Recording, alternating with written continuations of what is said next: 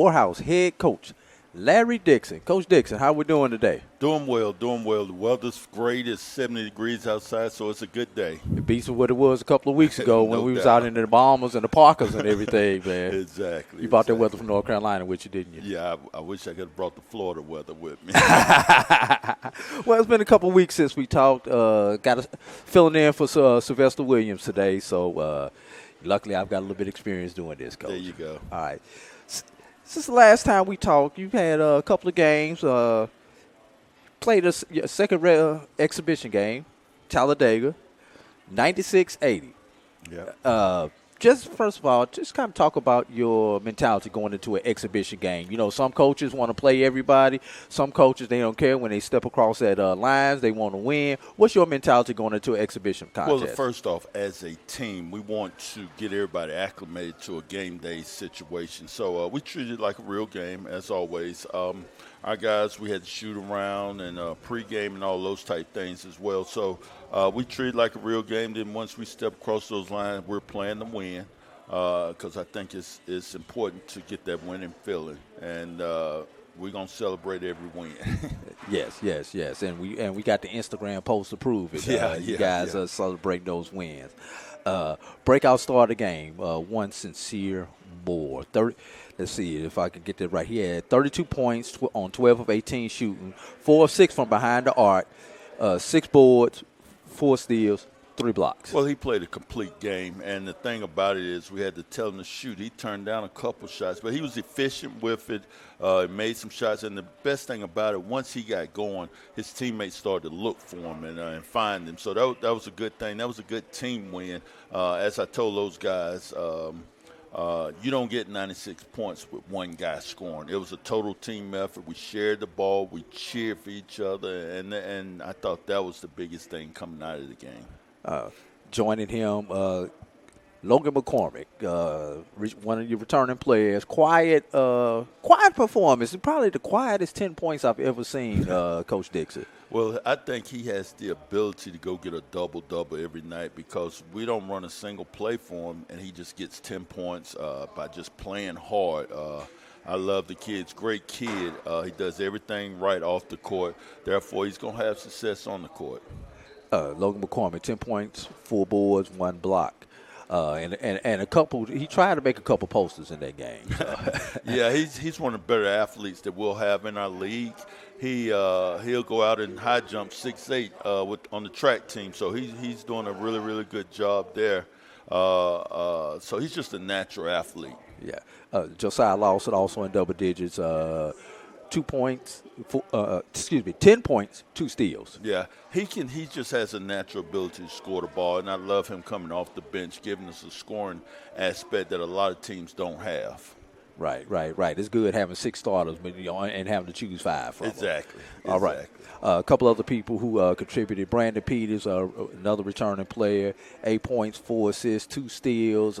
Brandon Peters, one of your floor generals out there. He's coming along, and it's probably not fair to BP. He's got to learn several positions. So he's playing a little bit of 1, a little bit of 2, and a little bit of 3, but he's doing a good job of adjusting well. He's playing well, and we expect big things out of BP. All right, Donovan Williams, 8 performance, 8 rebounds, 8 points. Good, and he came out. I think he started that game. He was good. He was good on the glass. We're expecting him to give us some big contributions as well. Now you guys shot 33 of 56 from the field. That's 59%. Now I know you as a coach. Your thing is 40% or less. Right. Well, Coach, you didn't quite get to that goal. Talladega finished 42.4%. And 9 of 23 from behind the arc. But your second half, you did hold them to under 40% in the second half. Well, that's what we've been working on towards playing a whole game defensively where we can hold them for 40 minutes under 40%. And I think when you do that, if you look at some of the better teams in the nation, Houston and teams like that, they're going to defend Michigan State. They're going to guard you, and they give themselves a chance to win every night, whether the shots are falling or not. because they're able to hold their opponents under 40% field goal percentage, and it gives you a chance on the road. And it's going to be big because 4 out of our first 5 conference games are on the road. So we got to have our defense packed up and ready to travel. Yeah, we're going to talk about travel when we get into segment 2 of this about your road trip to Tennessee. Yeah. Now, here's a stat that can be misleading. You had a 34-22 advantage in the paint. Now, points in the paint could be 2 things. Mm-hmm. That could be dumping it down to the traditional post man, back to the basket and scoring, or that could be your guards or your wingmen going downhill. Right. Talk to us about your points in the paint. Well, if you're getting points in the paint, you're being efficient. You have a tendency to shoot a higher percentage when you're scoring in the paint because it's closer. And I love points in the paint. It tells you, you're being aggressive, you're getting paint touches. And I think when you get paint touches, you collapse the defense. Therefore, you're going to have kick-out shots, open threes. And I hope we can continue to take advantage of getting to the paint, not only to score, but also to get easy threes, kick-out threes that makes it a little easier for guys to shoot when they're open. 10 of 22 from behind the arc, 45.5%. So that I'll take that number all day, every day. Anything else before we close out this Talladega game? No, like I say, you don't get 96 points with 1 guy, 2 guys. It's a total team effort, and I liked how our guys shared the ball, and I like how our guys that was on the bench when they was not playing was cheering and being encouraging to their teammates. So that's something we got to build on and keep it going as a team. All right. Now, Coach, before we go into this break, we're going to tell people about Local Green Atlanta. Local Green Atlanta, located at 19 Joseph E. Lowry Boulevard right here in Atlanta, Georgia, just north of our campus. And, Coach, be honest with the people. Is this one of your new favorite places? It is. And I had that bowl, that grilled chicken bowl, and it almost didn't make it home. It's so good. And you can see that I've already almost drunk all my lemonade here, natural. Let me tell y'all something. These were supposed to be our props. Coach was like, I can't wait, man. No doubt. Yes, sir. But if you are in the neighborhood, come on down to Local Green Atlanta, right here at 19 Joseph E. Lowry Boulevard in Atlanta, Georgia. Get you some of the best, healthiest food that you can get right here in the metro, man. Yes, sir. All right, so with that, we're going to take a break, Coach. And when we come back, we're going to talk about your trip to Music City to Nashville, Tennessee, to face Palm Beach Atlantic. And why am I drawing a blank, Coach? Emory Riddle. Thank you. See, that's why we make a team, man. All right. But we'll be right back here on the Larry Dixon Show on the Maroon Tiger Sports Network. Georgia Access is the marketplace for Georgians to be able to purchase health insurance coverage and dental coverage. It's important for new and existing enrollees to go in and provide up-to-date information to avoid unnecessary coverage delays. We're committed to keeping you informed about all the federal changes that impact your eligibility and enrollment. Take advantage of this incredible program. Visit our website at georgiaaccess.gov to select the best plan for your needs.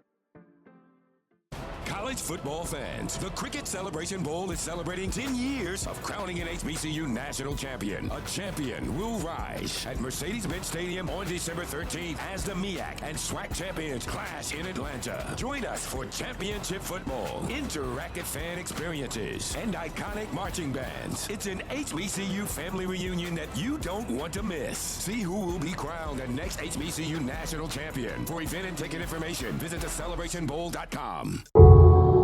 From the basement of Springfield Baptist Church, former slaves rose from the ashes of slavery to become preachers and teachers, the leaders of the black community. Welcome. 150 years after its founding, Morehouse College is here. Welcome. Back to the Larry Dixon Show right here on the Maroon Tiger Sports Network. And just want to remind everybody, Coach, one of our partners who feeds our team is Zaxby's. Oh, yeah. Specifically, the location located at 946 Martin Luther King Jr. Drive Northwest, right here in Atlanta, Georgia. Remember, if you crave Come around, get you a salad or one I of those would chicken recommend sandwiches. the Sensation salad. The It's Sensation my favorite. salad. And I was just told that they made it into a wrap, so I got to go try that today. Oh man, we got to go do that, man. We got to go do Yeah. that. We got to encourage you to eat healthy. It's more than just beef and potatoes, There man. you go. There you go. All day. Every day. Zaxby's. Now, officially have opened the season, Coach. Yep. Dropped two tough ones, two very winnable games up in Nashville, Coach. First opponent on Saturday was Emory-Riddle, Coach. Yep. Give us your. Well, I think our guys played hard. It was a tough game. They're from a tough league where they got to play. They got to score 80 and 90 points. Both teams to win their league, and we were able to hold them to the 70s. I want to get us a little better and learn from in both of these losses how to finish games, because we were up in both games under 3 minutes go, and there was a lack of execution and made a few mistakes, but we'll grow from this, and that's why you play these games early, so that you can learn from it. And the one thing I did learn going to back-to-back nights, going from Emory-Riddle to Palm Beach, is that we're in a little better shape than what I thought we were. We were able to play better, play with more energy on Sunday than we did on Saturday, and cut down our turnovers, and shot the ball extremely well from the three. And you don't do that unless you're in good condition, and I think we're a little better. So I learned a little bit about our team there. We've been working on some things since we got back on closing out games. We watched the film, and we got to finish. We got to finish. But we'll see those two teams again, hopefully in postseason play. They're really, really good. And I hope to see them again. That means we're in the NCAA tournament. It means both of them in the NCAA tournament with you.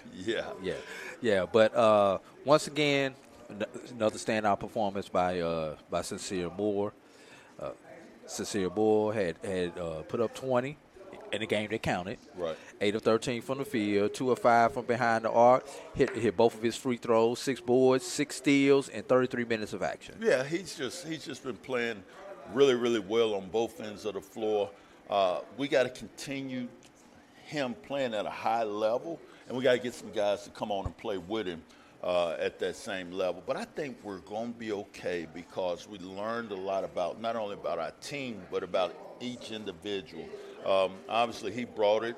We got to get some more guys to play well with him, and we got to get mentally tougher down the stretch. Yeah.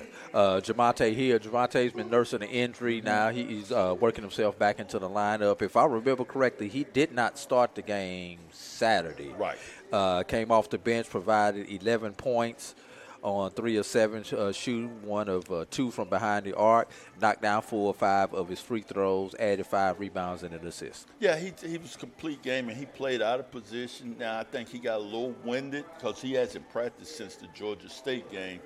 He turned his ankle, and it was big as a softball. So we've been holding him out. So he's working back, not only to get back in, but also working on his conditioning. So I thought he played well. He battled. He had to play a little bit of 5, play a little bit of 4. So he battled in that, and I was pleased with the effort. Another Sincere did you good. Sincere Key, he was 2 of 10, 2 of 9 from behind the arc. Knocked out all 3 of his free throws. If I remember, he was fouled on a 3-point attempt, if I remember correctly. 2 boards, 2 assists. Now, the other Sincere, that being the key one, is going to have to – he's going to have to knock those shots for us to win. Yeah, I think so, because they went zone, and he made a couple. We got to get him his confidence, but we got to get him taking the right shots. When he does that, he's a terrific shooter. He gets himself in a little bit of trouble when he wants to shoot the Steph Curry. He ain't quite Steph yet. But when he's open and got his feet set, he's a tremendous shooter. So with shot selection with him, we've been talking and working with him on that. All right. Josiah Lawson, 8 points, 3 of 7 shooting, 2 of 2 from the charity stripe. Led the team in boards, 7 rebounds. Right. And we got to get better. We got to get more guys. I challenged the guys after that game on Saturday to try, if you're a guard, try to get 5, and if you're big, try to get 10. So we got to do a better job on the defensive boards. Our first shot field goal percentage is pretty good. it's when we give up the second shots and the third shots when we can't finish the possession with a defensive rebound. That's when we get ourselves in trouble, and it reared its ugly head against us against Emory-Riddle late. Yes. Figure out a couple of these, and you can talk about any of them or all of them if you want to. Brandon Peters, 7 points, 3 assists, 2 rebounds. Logan McCormick added 6 points on 3 rebounds and a block. And Caleb Thompson added 2 points, 2 rebounds, and two big blocks. A couple of notes. Team had 5 block shots in the game and 8 steals, but here's the key stat to me. 30 bench points, Coach. Yeah, and I think we're deep enough to get guys, our second wave of guys coming off the bench, I think can give us a big lift offensively, but also defensively. Caleb coming off is like a Swiss Army-like knife. He can do a lot of things. He can guard a lot of positions, and we're looking for him to steadily and find his way, find his niche, and be really, really good for us. All right, with that loss, that dropped Maroon Tigers to 0 wins and 1 loss. Then came Sunday, Palm Beach Atlantic, and both these games took place at Trevecca Nazarene. Before we get into the game, just talk about your first road trip as a head coach. Right. Tell us about it, Coach. How is it? You first of all, you in charge. This definitely ain't North Carolina State where you had the plane and the jets and everything else. So just talk about that first road trip as a coach. Well, first off, I was glad to know that Nashville was only 4 hours away on that bus, so my back was still holding up, so it's pretty good. But, hey, just had to make a few more decisions that you did when you was an assistant. And one of the things I always tried to do as an assistant is make the decisions for my head coach and then let him know. So I've been making decisions, and I've been fortunate enough to be around a lot of bosses that allowed me to do that and gave me an opportunity to. So, that's just part of it. Now I just make the final decision. Okay. Yeah. All right. Well, good. Nice to know that your back survived that 4 hours up and 4 hours back, Coach. Yeah. Now, this one was heartbreaking. You lost 78-77 to Palm Beach Atlantic, and that's a little misleading because you were down 4 in the last couple of seconds. You hit a 3 at the buzzer to actually make it 1, but essentially for lack of a better word, those 3 points didn't make a difference in the game. But again, we were winning under the 4-minute timeout, so we should have finished the deal. We got to learn how to finish, and we're going to be working on some situations today. Did it a little bit yesterday, how to close games mentally. When you can do it mentally, not have mental mistakes or rush shots, that's when you're able to finish games. And so we just got to keep working on those things. Yeah, and statistically, Morehouse dominated this game statistically, and I'm going to rattle off a few of them. Field goal percentage, Morehouse shot 53.6%, held Palm Beach Atlantic 45.6%. Three-pointers, Morehouse shot 66.7%, Palm Beach Atlantic 43.2%. Rebounds, were out-rebounded, 39-28. Assists, they did out-assist you. Points off turnovers were even, 16 for us, 15 for them. Second chance points, pretty even. They had 7, we had 6. Points in the paint, once again, we dominated our opponent points in the paint, 24-20. Beat them fast break points. And, of course, our bench outscored their bench. But then I look, Coach, at the one that killed us at the charity stripe. Only 5 of 12 for 41.7%, while Palm Beach Atlantic was 10 of 16 for 62.5%, Coach. Yeah, I thought we lost the game there. You got to make your free throws when you get a chance. Even though we lost by 1, you make your free throws. You probably win that game. I thought the three-point line was the difference. They had a few more threes than we did, so we lost that three-point line. But I thought we played well enough to win. But what was more encouraging is we came back after a loss and played better. So Palm Beach was a really good team. They scored 98 points the night before, which I didn't get any sleep because I was worried about how we was going to guard them and go from there. So it just is what it is. So we got to get better. We got to get better from the three-point line. We got to get better from the free throw line, and we've worked on both of those. All right. Your leaders in this game, Brandon Peters, 15 points on 6 of 7 shooting, 3 of 3 from behind the arc, 5 boards, 3 assists, 3 steals. Josiah Lawson, 13 points, 6 of 10 shooting. Sincere Moore only had 12 in this particular game on 4 of 9 shooting, 3 boards, 2 assists. Javante Hill, give you 11 points a game, Coach. 11 the first game, 11 the second game. 7 rebounds, 2 assists, 1 steal. Robert Brazelton. And it's Brazelton, everybody, not Brazelton. For those of you all who are on our what I calls, it's Brazelton with 10 rebounds on 4-6 shooting. And Logan McCormick, 7 points on and 5 rebounds, Coach. Tell us about those performances. Yeah. I thought, again, it was total team effort. And we just gotta continue to work on that. Brayston, I thought, played a great floor game, and he shared the ball. He ran the team. He led the team. Again, we lost it at the free throw line and 3-point line. We got to get better there. And I know we will, because we work on it every day. We put too much work into it, not for it not to pay off, All right, Coach. So your biggest lesson that you learned from Nashville? Biggest lesson is we got to continue to get better. We got to finish games. We got to be mentally, physically tough enough at the under 4-minute mark. And I told our guys, 85% of the games are going to come to the last 5 minutes. The toughest team mentally wins it because they will make the fewest mistakes. And that's what I learned, and that's what we've been harping on. So we got to pay attention to detail and get better at that. Pay attention to late game situations. The one lesson I want to teach everybody, go to Zaxby's at 946 MLK Drive right here in Atlanta, Georgia, just north of campus. What's the menu item for the day you want them to get, Coach?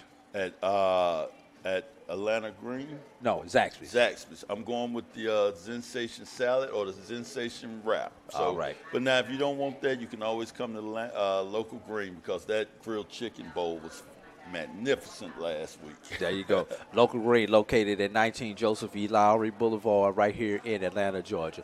All right, what we're going to do, we're going to take a quick pause for the calls right here on the Maroon Tiger Sports Network. We're going to come back. We're going to preview this weekend's action, and then we're going to get you out of here, Coach. All right, got to head to practice. All right.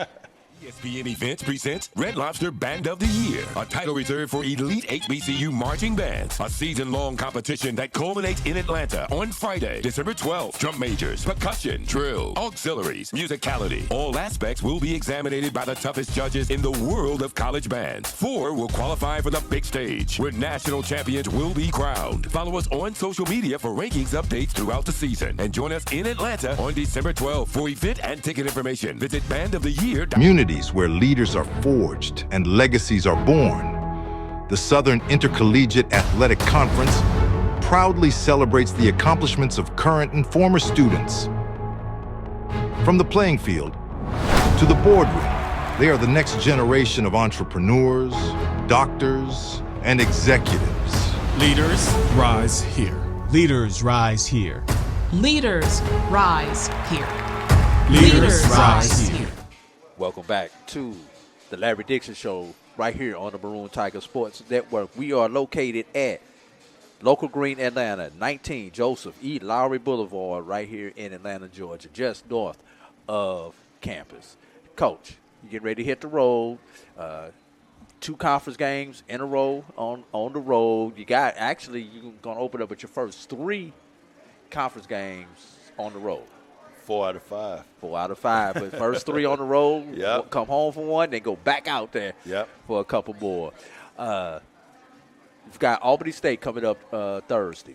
Yeah, they're terrific. They're going to shoot a lot of threes, so we got to do a great job defending the 3. They got the preseason player of the year on their team, and he launches from every play. As soon as he walks in the gym, he's in range. You talk about Poteet? Yes, I am. I didn't want to say his name, but yes, that's who I'm talking about, Mr. Poteet. Yes. Does a tremendous job for those guys. He scores it at will. We got to do a great job, and I told our guys yesterday, it can't be just one guy guarding him. It's got to be 5 at all times. So we got to do the job on him, first of all, and then we got to close out to their other shooters. And when they take those tough, long shots, we got to limit them to one and done and get out to the races and get out on our break. So it's going to be a tremendous challenge. Anytime you go on the road in the conference, it's hard. It's hard. So our guys got to be ready and be focused, and I think they will be. They want to taste that winning feeling again, and I'm excited to get back at it, try to get on the roll. Yeah, and that game will occur, I believe that is on the east campus of Albany State, and that is a 7:30 tip-off, I do believe, down there in Albany, Georgia. All right, from there you'll hop on the bus, ride another 3 hours or so to Mobile, Alabama, Coach, to take on Spring Hill. Game time has been moved for that particular game because Spring Hill is also hosting the SIAC Volleyball Championship as the number 1 seed. Right. So we have to accommodate them and let the young ladies have the gym first. Yep. So it's a 6 o'clock Central game, 7 o'clock our time, I think it is. But, again, we got to, another tough team, conference foe on the road. We will, as soon as we finish playing in Albany, we'll just get on the bus and drive down to Mobile. We'll practice we're actually going to practice at South Alabama because we couldn't get a good practice time on Friday. So we'll let the guys sleep in, and then we'll go practice around 11 and then just do a little light walk through and get ready for Spring Hill. But, again, they're well coached. They're going to run a lot of different actions at us. So we got a one-day turnaround, which our guys got to be laser focused for that. All right. And so first road series, outside of the wins, what are you looking to come back with out of this road trip? Well, obviously wins, like you said. But I just want to keep improving on every aspect. We got game goals every game. Hold teams under 40%. Shoot more free throws. +5 on the glass. Just little things like that. 16 transition points.